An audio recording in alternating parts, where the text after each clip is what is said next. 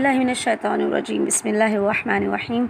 अल्लाहुम्मा सल्लि अला मुहम्मद व आलि मुहम्मद वअज्जिल फ़रजहुम अजमईन। तालिबात, आज का जो मौजू हम लेकर आए हैं और जिस पर हमें गुफ्तगू करनी है वो रोज़मर्रा के हवाले से बहुत ज़्यादा अहमियत का हामिल है।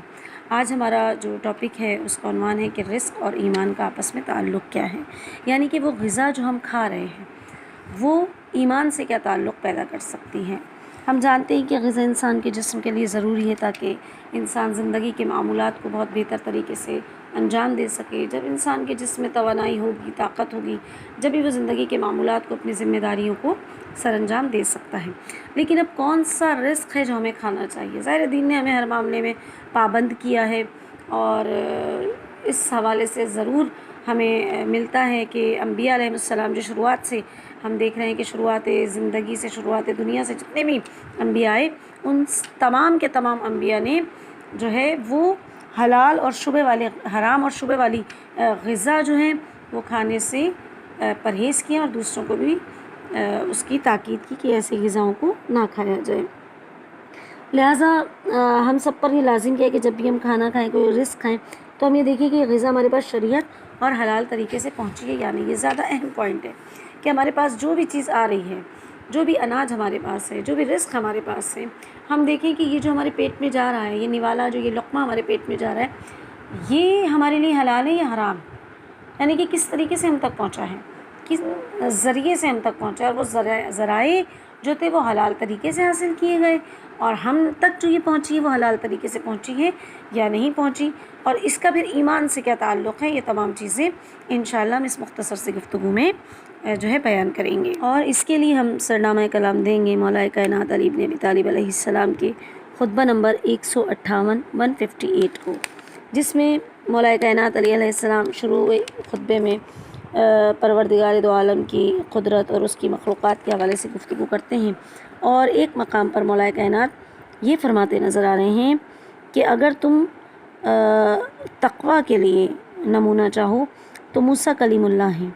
कि जिन्होंने अपने अल्लाह से कहा कि परवरदिगार तू जो कुछ भी इस वक्त थोड़ी बहुत नेमत भेज देगा मैं इसका मोहताज हूँ। खुदा की कसम उन्होंने सिर्फ़ खाने के लिए रोटी का सवाल किया था, चूँकि वो ज़मीन का साग खाते थे और लागरी और जिस्म पर गोश्त की कमी की वजह से उनके पेट की नाजुक जिल्द से घास की सब्ज़ी दिखाई देती थी।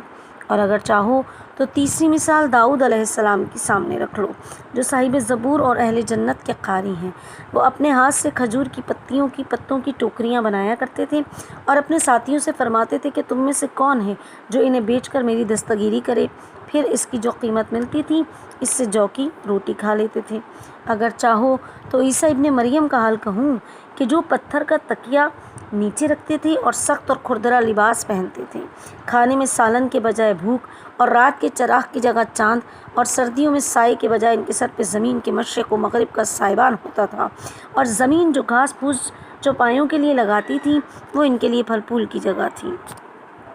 यानी कि मौलाए कायनात ने अम्बिया की मिसाल देखी और इससे पहले भी जो मिसाल दी रिसालत माब की कि तुम्हारे लिए रिसालत माब का कौल अमल पैरवी के लिए काफ़ी है कि इनकी ज़ात दुनिया के ऐब नक्स और इसकी रसवाइयों और बुराइयों की कसरत दिखाने के लिए रहनुमा है, इसलिए कि इस दुनिया के दामनों को इनसे समेट लिया गया और दूसरों के लिए इनकी वुसअतें मुहैया कर दी गई। तो यानी कि जो रिस्क तीन अम्बिया अलैहिस्सलाम का जो ज़िक्र किया है ख़ुसूसन रिस्क के हवाले से, वो मूसा कलीमुल्लाह, दाऊद अलैहिस्सलाम और ईसा इब्ने मरियम का मौलाए कायनात ने ज़िक्र किया कि जो मेहनत और जो सब्र और जो क़नाअत हमें अम्बिया की ज़िंदगी में नज़र आ रही है। यानी कि हम क्या समझते हैं, हम समझते हैं कि हमारे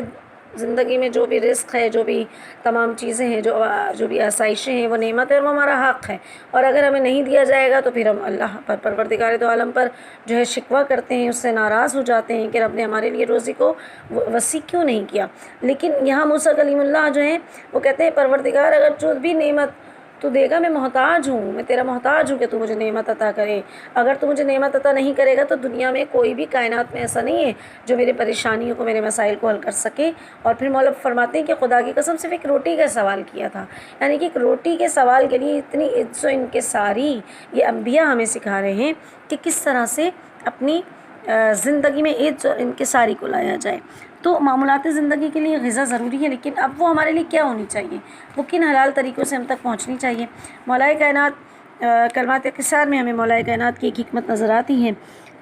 430 حکمت نمبر 430 ہے، جس میں مولا کائنات رزق کی قسمیں فرماتے ہیں۔ مولا فرما رہے ہیں رزق دو طرح کا ہے، ایک وہ جو خود ڈھونڈتا ہے اور ایک وہ جس سے ڈھونڈا جاتا ہے۔ چنانچہ جو دنیا کا طلبگار ہوتا ہے موت اس کو ڈھونڈتی ہے یہاں تک کہ دنیا سے نکال باہر کرتی ہے، اور جو شخص آخرت کا خواستگار ہوتا ہے دنیا سے خود تلاش کرتی ہے یہاں تک کہ وہ اس سے تمام و کمال اپنی روزی حاصل کر لیتا ہے۔ تاریخ میں ہمیں ایک واقعہ بھی ملتا ہے کہ فضل بن ربیع کہتا ہے کہ ایک دن شریک بن عبداللہ بن سنان نخعی خلیفہ مہدی عباسی کے پاس آیا۔ خلیفہ نے کہا کہ شریک، تجھے ان 3 کاموں میں سے ایک کام ضرور کرنا ہے، تو منصب قضاوت قبول کر، یا میری اولاد کو تعلیم دے، یا میرے ساتھ دسترخوان پر بیٹھ کر ایک مرتبہ کھانا کھا۔ تو شریک نے کہا خلیفہ سچی بات یہ ہے کہ دونوں کام میرے لیے مشکل ہیں، یعنی کہ نہ میں آپ کی اولاد کو تعلیم دے سکتا ہوں، اس سے معذرت کرتا ہوں، اور نہ ہی میں منصب قضاوت کو قبول کروں گا، مگر تیسرا کام یعنی کہ آپ کے ساتھ بیٹھ کے دسترخوان پر کھانا کھانا، یہ پہلے 2 کاموں کی بنسبت کچھ آسان ہے۔ تو مہدی نے اسی وقت باورچی کو بلا کے حکم دیا کہ آج ہمارے لیے کھانے میں مغز، استخوان اور سفید شکر تیار کرو، اور خیال رکھنا کہ کھانا بہت لذیذ ہونا چاہیے۔ بہرحال دسترخوان بچھایا گیا، شریک دسترخوان پر بیٹھا اور خلیفہ کے ساتھ مل کے خوب اچھی طرح سے ڈٹ کر کھانا کھایا۔ باورچی خانے کا نگران اس سارے منظر کو دیکھتا رہا۔ اس نے مہدی عباسی کے کان میں آہستہ سے کہا، آپ کو مبارک ہو، یہ کھانا کھانے کے بعد شریک کبھی بھی اپنی گلو خلاصی نہیں کرا سکے گا، یعنی کہ اس نے اب آپ کا کھانا کھا لیا ہے، اب یہ آپ کے تمام کام کرے گا۔ فضل بن ربیع کہتا ہے کہ خدا کی قسم، اس دن طعام کھانے کے بعد وہی شریک بن عبداللہ بن سنان بنی عباس کا حاشیہ نشین بنا، اس نے منصب قضاوت بھی حاصل کیا اور ان کی اولاد کا معلم بھی بنا۔ ایک دن خلیفہ نے شریک بن عبداللہ کے لیے انعام کی ایک چٹ لکھ کر دی اور کہا کہ جاؤ میرے خازن سے لے لو۔ شریک خلیفہ کی چٹ لے کے بیت المال کے خازن کے پاس گیا اور اس سے کہا جلدی کرو، میری رقم مجھے دے دو۔ تو خازن نے کہا اتنی جلدی کیوں کر رہے ہیں؟ کہا کہ خدا کی قسم میں نے بہت قیمتی چیز فروخت کی ہے۔ تو خازن نے کہا کہ آپ نے کیا قیمتی چیز فروخت کی ہے؟ کہا میں نے اپنا دین و ایمان فروخت کر دیا ہے۔ یعنی کہ جب انسان ایک مرتبہ دسترخوان پر بیٹھ کر کھانا کھا لیتا ہے تو وہ کھانا اس پر اتنا اثر انداز ہو جاتا ہے اس کے ایمان پر کہ وہ غلط راستوں میں جانے بھی نکل جاتا ہے اور غلط لوگوں کا ساتھ بھی دینے لگتا ہے۔ ہمیں مولا کائنات کا وہ مکتوب بھی نظر آتا ہے، مکتوب نمبر 45 جو انہوں نے والی بصرہ عثمان ابن حنیف کو لکھا تھا، جس میں مولا نے انہیں تنبیہ کی کہ ابن حنیف مجھے اطلاع ملی کہ بصرہ کے جوانوں میں سے ایک شخص نے تمہیں کھانے پر بلایا اور تم لپک کر پہنچ گئے کہ رنگا رنگ کے عمدہ کھانے تمہارے لیے چن چن کر لائے جا رہے تھے اور بڑے بڑے پیالے تمہاری طرف بڑھائے جا رہے تھے۔ مجھے امید نہیں تھی کہ تم ان لوگوں کی دعوت قبول کر لوگے کہ جن کے یہاں سے فقیر و نادار دھتکارے گئے ہوں اور دولت مند مدعو ہوں۔ جو لقمے چباتے ہو انہیں دیکھ لیا کرو اور جن کے متعلق شبہ بھی ہو اسے چھوڑ دیا کرو، اور جس کے پاک و پاکیزہ طریق سے حاصل ہونے کا یقین ہو اسے کھاؤ۔ یعنی کہ مولا اپنے ارد گرد رہنے والے اصحاب اور اپنے جتنے بھی انہوں نے والی مختلف علاقوں میں مقرر کیے تھے ان سب پر بھی مولا کی ایک نگرانی تھی اور ایک مسلسل ایک ہدایت کا سلسلہ تھا۔ اسی طرح کا ایک واقعہ ہمیں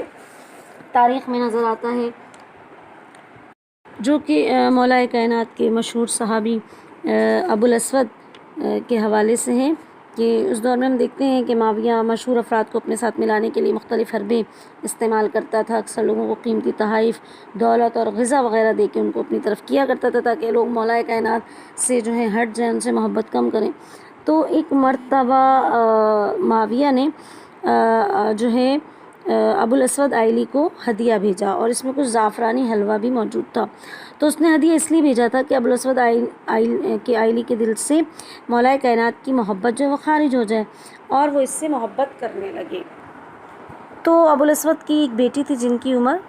5 یا 6 سال کی تھی۔ تو بچی نے جو ہی حلوہ دیکھا تو ظاہر ناسمجھ بچی تھی، اس نے ایک لقمہ کے برابر اٹھایا اور منہ میں ڈالا۔ جو ہی منہ میں ڈالا تو ابو الاسود نے بیٹی کو آواز دے کے کہا کہ پیاری بیٹی سے مت کھاؤ، یہ زہر ہے۔ معاویہ چاہتا ہے کہ اس حلوے کے ذریعے ہمیں امیر المؤمنین کی محبت سے بیگانہ کر دے۔ یہ سنتے ہی بچی نے کہا اللہ اس کی شکل کو بگاڑ دے، وہ زعفرانی حلوے کی مدد سے ہمیں اپنے طاہر و مطہر سردار سے دور کرنا چاہتا ہے، اس کے بھیجنے والے پر بھی ہلاکت ہو اور اس کے کھانے والے پر بھی ہلاکت ہو۔ پھر بچی نے اپنے منہ میں انگلی مار کر قے کی اور حلوے کی بچی کچھ مقدار جو تھی اس کو بھی نکال دیا،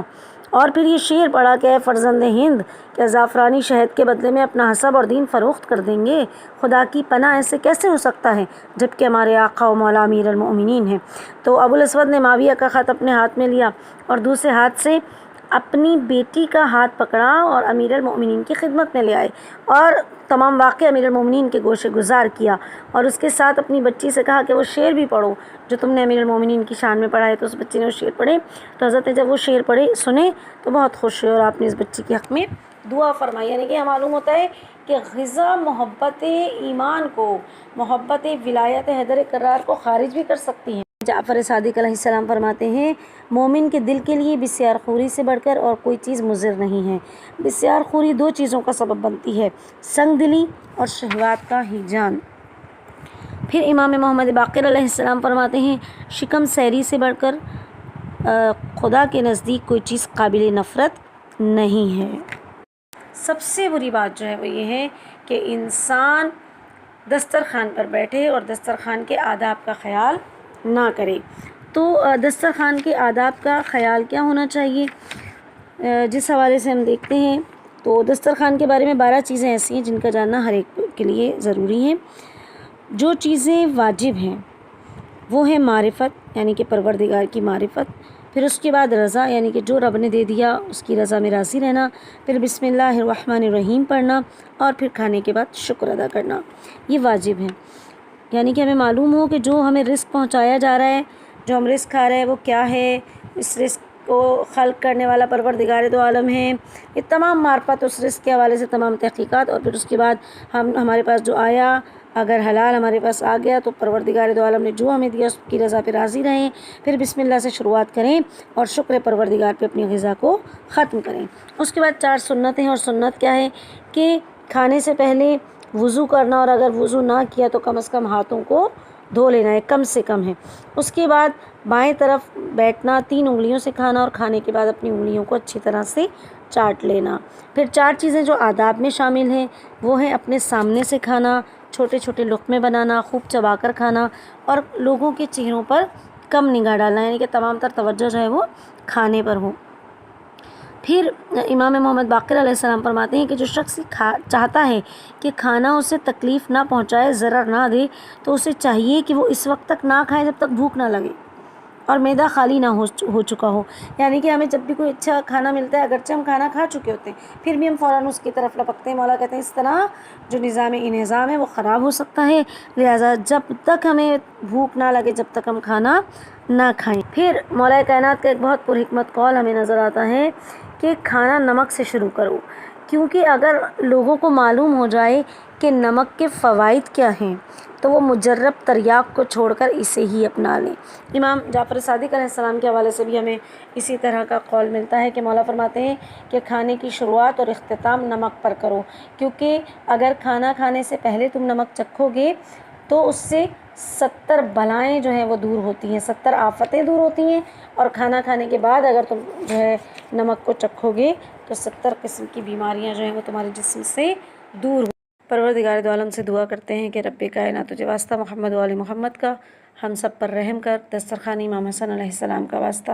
ہم سب کے دسترخوان کو وسیع کر، ہمیں حلال کھانے اور حلال کمانے کی توفیق عطا فرما، تمام محبان اہل بیت کی جائز اور شرعی حاجات کو قبول فرما، لنگر حسینی کا اہتمام کرنے والوں کو اسی طرح صحت، تندرستی، سلامتی عطا فرما، اسی طرح صدقہ جناب فاطمۃ الزہرا، صدقہ جناب باب الحوائج علی اصغر تمام مومنین و مومنات میں جاری و ساری رہے۔ باری الہا ہمارے وقت کے امام کے ظہور میں تعجیل عطا فرما، ہم سب پر رحم کر، ہم امام کے مددگاروں میں شمار فرما، امام زمانہ کے اور دشمنان